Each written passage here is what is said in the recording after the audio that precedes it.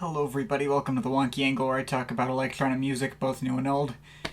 And today I'm talking about the fifth album from Tiësto, A Town Called Paradise.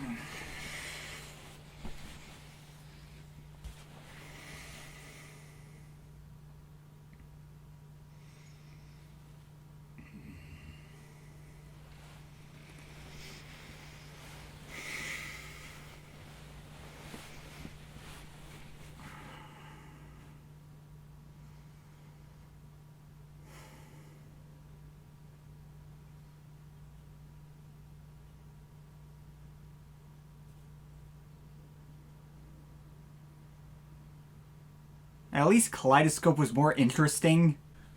Look, there's basically nothing to analyze for this album. It's notorious as one of the blandest albums ever released in electronic music history, and the hype is real. I personally don't think it's even close to as bad as Kaleidoscope. That album's production and arrangements were so consistently awful and zero effort to the point of being outright offensive. Given that album's engineering, I think it's probably for the best that Tiësto ditched Walk Upward Tears entirely for this album. This one is at least competently produced and not a complete assault on the ears. But you also look at the personnel behind this one. The list of names involved is a little longer.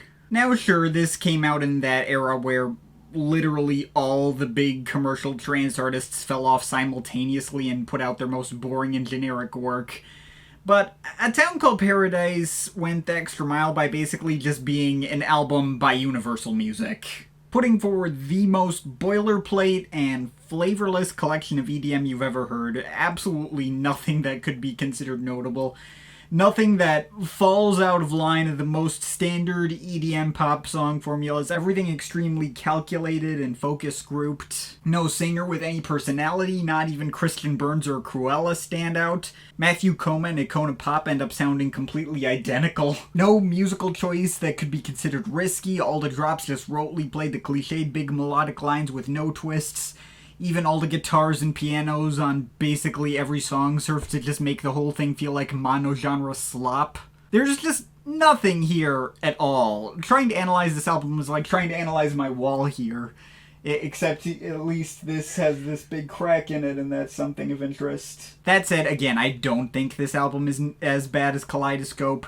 That album made me cringe the entire way through. This one just elicited no reaction at all. The production is actually perfectly fine for what it is, even fairly satisfying across the board. There's one track called Echoes where I actually did quite like the propulsion that drop created. It wasn't bad. Nobody was hurt in the creation of this album. The only thing truly offensive about it is just the sheer level of how inoffensive it tries to be, and also the fact that Tiësto's idea of paradise apparently has police in it. I cannot bring myself to say I outright hated or even truly disliked the experience of listening to it. That would imply I felt something. What I truly dislike about this album is what it represents. It's just the single most nothing album that I think I've ever heard. Just from an artistic or creativity standpoint, it's objectionable in just how completely bereft it is of any artistic merit. Every creative decision is based on what would make the most money and serve the widest possible audience. Nothing else. And in trying to be an album for everyone, it ends up as an album for no one. It's far from the worst thing I've ever heard. I can't bring myself to, get mad at it, but there's no reason for anyone to listen to this. I blame capitalism. Overall feeling a 3.7 out of 10. But of course, this is just my opinion. You can feel free to disagree with it, but I'd like to hear your thoughts, so leave the comments in the comment thing down there. Shout out to my Patreon supporters. They're awesome people. You want to add yourself to that list or make me review something, link to my Patreon is in the description. But yeah, that's pretty much it. That's all for today. See you next time. Bye.